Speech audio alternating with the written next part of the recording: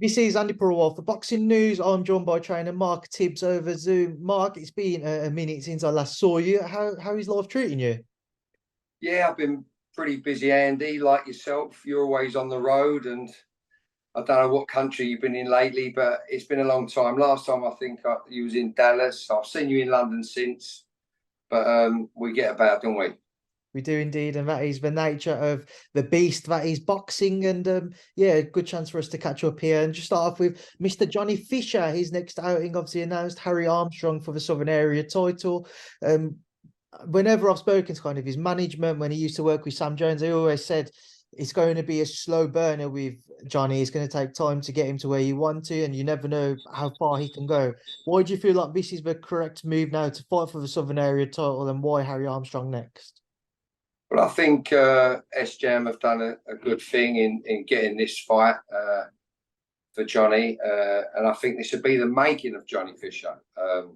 You know, he needs he's learning to manage himself in the gym rounds wise, you know, without losing rounds, and it's important. And I think the 10 rounds will suit him down to a T. And I think Harry Armstrong is he ain't no walkover. He's got a good bit of boxability about him. He's a natural boxer. In fact, he's a natural boxer, and I'm not too sure if he could deal with the strength and the energy that Johnny Fisher brings.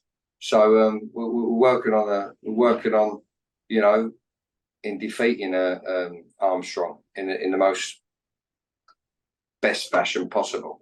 But yeah, it's good. It's good. We're all excited here at the Origin Gym in Raynham. Yeah. That's one thing I wanted to kind of touch on. With Johnny, a lot of people have questioned his most recent opponents because he's kind of blitzed them out of there in relatively easy fashion. Is that key for you now? You want somebody you know will be a bit more durable, will give Johnny a few more questions than what he's faced most previously? Well, Johnny's last opponent, you know, listen, he was experienced his last opponent, but what it is, I've tried to explain to people, once they feel Johnny's relentless energy, they shy away. They shy away from it because his energy is consistent, and we're just trying to polish him up. His boxing, and the way he goes about and manages himself in the ring. Once he masters that, then the world's his oyster. But you know, I think this would be a good fight for Johnny Armstrong, and I know that Armstrong knows how to box for sure. So I've been around the gyms. I've seen him sparring against, you know, other heavyweights that myself and Johnny go up against, the Daniel Dubois of the world, and the Derek Chisoras and things like that. I think we may have even done some rounds with Harry in the past. But yeah, no, it's going to be a good matchup and a real good test for Johnny Fisher for sure.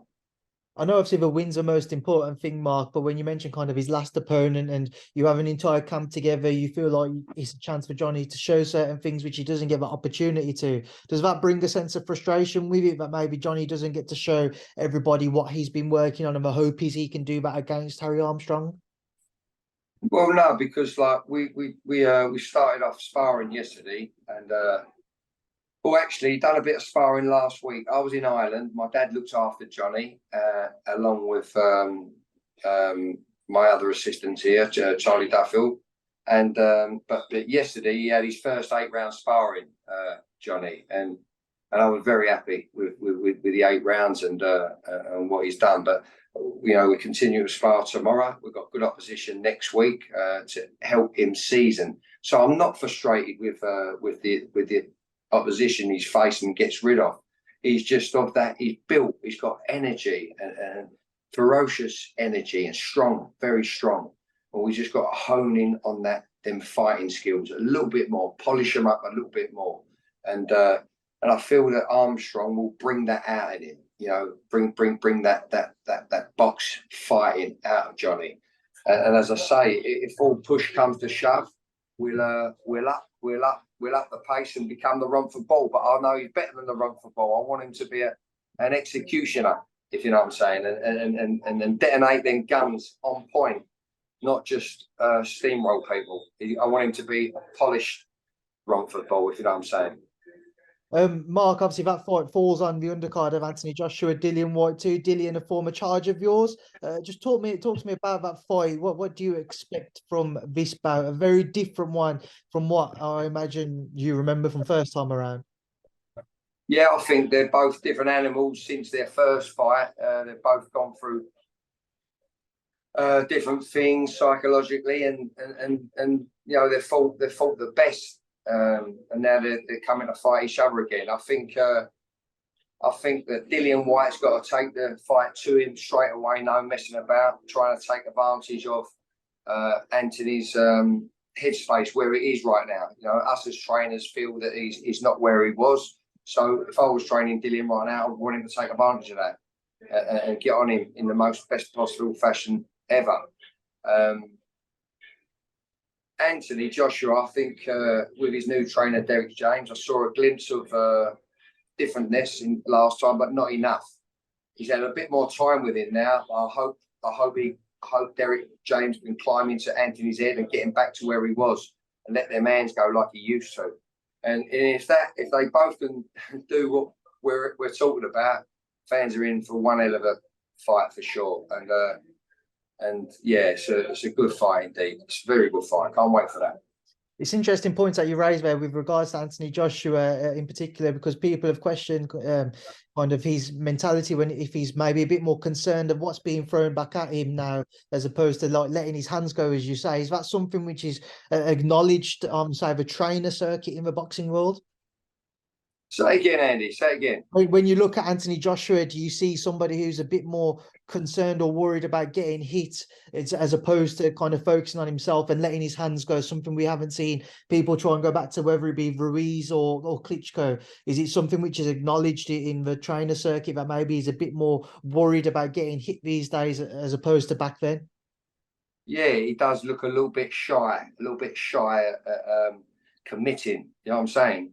But if he can, you know, just basically do what he used to do, you know, it's going to be a good fight. I think Dillian will not mess about. He's got that long jab, Dillian. He will get behind that jab early doors and get his big shots off and try and drag him straight into a war. I think, you know, that's what I think. And maybe even try to drag him into the later rounds. I think probably Dillian's got more of a chance if he can drag him into the later rounds himself. But Anthony's a very, very fine specimen of a physical specimen. And as long as he ain't too rigid and too stiff, and if he can just be, man, just let go. Don't overanalyze it. And get behind his left and get his parry hand up and get his guns off straight away. Easier said than done, and I'm sure they'll have their game plans in what they're going to do each team. So I hope they, I know they both will give it their best shot. Yeah. Mark, just picking that back up there, a little disturbance in the room for you to deal with. Yeah, people question the Dillian Whyte and Anthony Joshua performances against Jermaine Franklin. With Dillian himself moving forwards under the guidance of Buddy McGirt, their second fight together, are you suggesting from what you've said he needs to be aggressive from the get-go if he's going to be successful? And are you confident he can deliver that type of performance from your knowledge of working with him in the past? Well, listen, Franklin's a different animal to Anthony Joshua. Yeah. So it should be a different approach. You know what I mean? I felt that Dillian himself tried to be clever and, you know, boxerified. You know what I mean? You got to box fight. You know what I mean? You got to box your way in and then be the fighter that you are. Do you know what I mean? Yeah, and Franklin and Joshua. Yeah, they both were. They you know, Joshua and Dillian, you know, didn't set the place alight both them nights with each other. Not with each other, against Franklin. So this is a different, complete animal. You know, different. They're fighting each other again. They're gonna feed off their old rivalry and off of that. So I'd expect to see a more of an exciting battle for sure with them fighting each other. Yeah, then obviously Franklin. You know, they both underperformed for me against Franklin. Yeah. Mark, as a trainer yourself, I'm interested to get your thoughts on Anthony Joshua's comments towards Robert McCracken recently, suggesting Robert never really made the most of their time together, wasn't really available as much because of his commitments to the amateur scene, and he never really taught him defensively enough as well. And Anthony pointed and directed his criticisms towards Carl Froch's nose and said, look at Carl's nose as kind of a pointer as to what he was like with Rob and getting hit and what have you. What have you made of anything that Anthony's had to say about his past time working with Robert McCracken and the criticisms towards him?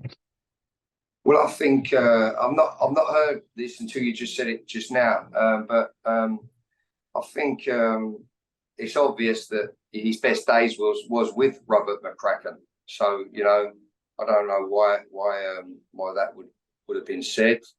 And Cole Fox, man, look at his career. Look at his career. We're in the fighting business. We're going to take one or two, mate. You know what I mean? So we can't help having a bent nose or a flat nose from time to time because we're in the fight business. I didn't hear Anthony say that, but I'm sure he said it because of what you said. But I don't know why he would have said something like that. His best years was with Robert McCracken, and you've only got to look at what they did together. I feel that when Robert left or was asked to leave, that I felt that his whole game looked completely confused. Anthony Joshua's looked confused. He looked lost. It looked like there was too many cooks telling him what to do and what not to do. And yeah, you look good. Just feeding him false information. I don't know, but on the outside, us coaches, we see a lot, we smell a lot, we feel a lot. We don't have to be there. You get me? So listen, look, he had a great career under Robert McCracken, and so did Cole Fox. He was, everyone's got different styles and approaches, but look at what they did. Look at what they did. You know what I mean? They're fighting top opposition. You got to take one or two on the journey. Mark, just moving on and sticking with the heavyweights, we had the Tyson Fury Francis Ngannou fight announced the other day. Don't know if you're much of an MMA fan, but certainly within the boxing fraternity, it wasn't necessarily well received. Obviously, we wanted to see Fury Usyk. What are your thoughts, though, on this crossover fight between Tyson and Francis? Mate, I can't take it too seriously, to tell the truth. You can't, can you? You can't take it too seriously at all. I mean, just two different arts, and we all want Tyson Fury and the Usyk fight, don't we? We want that, and it's a shame if that don't come off. And if we knew that was coming off, and he had Ngannou as a little bit of an infiller, that done. I wouldn't be so disappointed. But no, that fight don't do nothing for me, to tell the truth. Will I watch it? I probably will. You're not the only one there, Mark. And obviously you have the Alexander Usyk and Daniel Dubois fight on the horizon as well. Big ask for Daniel. Recently teamed up with Don Charles as well. What are your thoughts on Usyk Dubois, though? Dubois has got a puncher's chance. He's fast. He punches very, very hard. And but he's in with a I ain't got to explain. He is the best boxer in the world, apart from Fury. Fury is as long as Fury's mind's right, he will always be Usyk's governor because of the size. But Usyk is I've seen little men beat big men with know-how. But the Usyk and Fury at the top of their game, intellectual wise and all that, boxing wise. But Dubois, he's got a really slim chance against Usyk, and very, very slim chance. Like I say, a puncher's chance. But I hope he does. I hope it's Usyk on the whiskers and flattens him. Of course we do, because he's one of our guys, and then we've got all the belts. We've got all the belts on our shores, haven't we? But it's a very, very unlikely, but you can't write him off because he's a fighter and he can punch hard and fast. Mark, and he's a proper heavyweight. Mark, just coming back to yourself and your gym, reports emerged that yourself and Felix Cash have teamed up. Can you confirm that? Is that the case? Well, listen, I can't confirm or make any announcements, but we have worked together. I've spoke to his manager Tony and his former trainer Tony, and we are in communication. But date-wise and that, there's no dates for Felix, I understand, and so I can't make any formal or confirmations on our relationship, working relationship at this present time. Do you have an idea as to when things might be a bit more settled, so that there might be an announcement date in mind, so when, if it is to be yourself and Felix, you can then look towards the future and how things will map out? Well, I wish I could tell you myself. I'm a little bit in limbo at the minute, but we had a good week last week together. I enjoyed working with Felix. He's got what it takes to fight at the top for sure. And I had to go to Ireland for a week last week, and so I was in Ireland. I went to a funeral there and some boxing business there. And then you know, I ain't touched base with Felix since.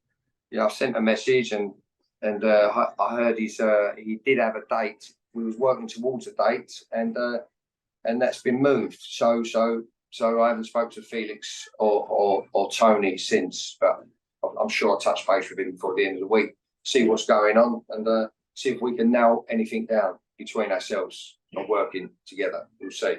But nothing's official yet. Mark, just kind of sticking with yourself and the gym, we haven't spoken since yourself and Ebanie Bridges parted ways. Just from your side of things, and we know that she said she prefers living up north.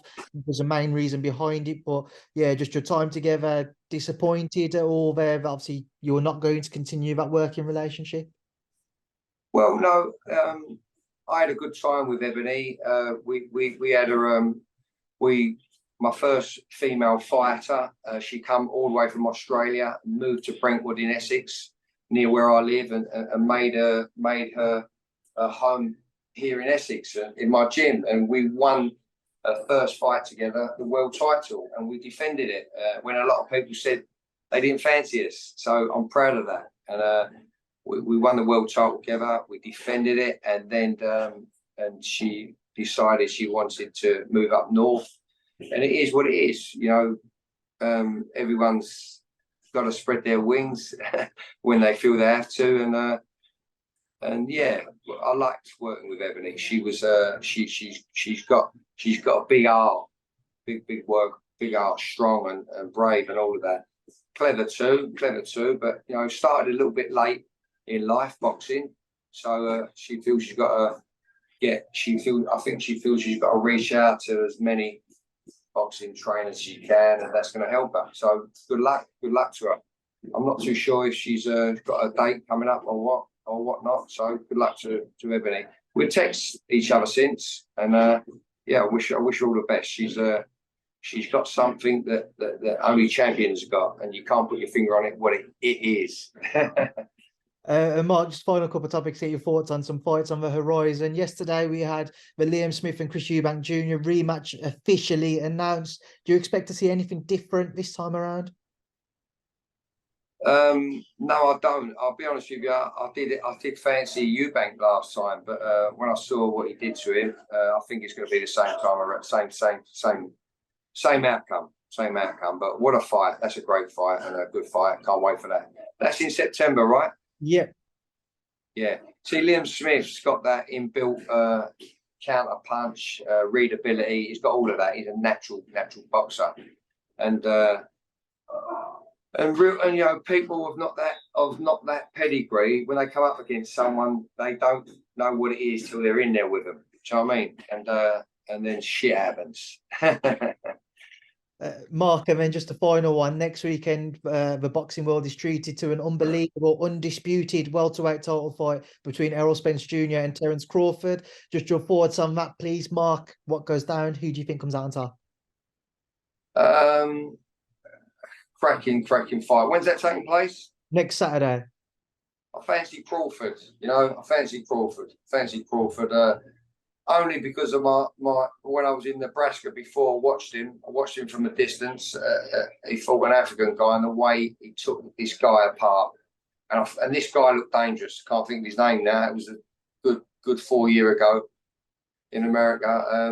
I ain't really kept an eye on him. I know he's one of our pound for pound greats, but I'm going for Terence Crawford on my vision of him 4 years ago in Nebraska, in Lincoln, yeah. But yeah, great fight, proper fight. They're real fights. Looking forward to that. Right, Mark, I'll leave you now to shoot off and obviously enjoy the rest of your day. I know you said you got a few things to sort out, so thank you for speaking to me, and I'll see you soon. Andy, thank you so much. And it was a lovely surprise touching base with me. I'm sorry if you hear all this crap music in the background. It's all good, Mark. Right. Have a good day, mate. Thank you. Stay blessed, brother. See you soon. Good man.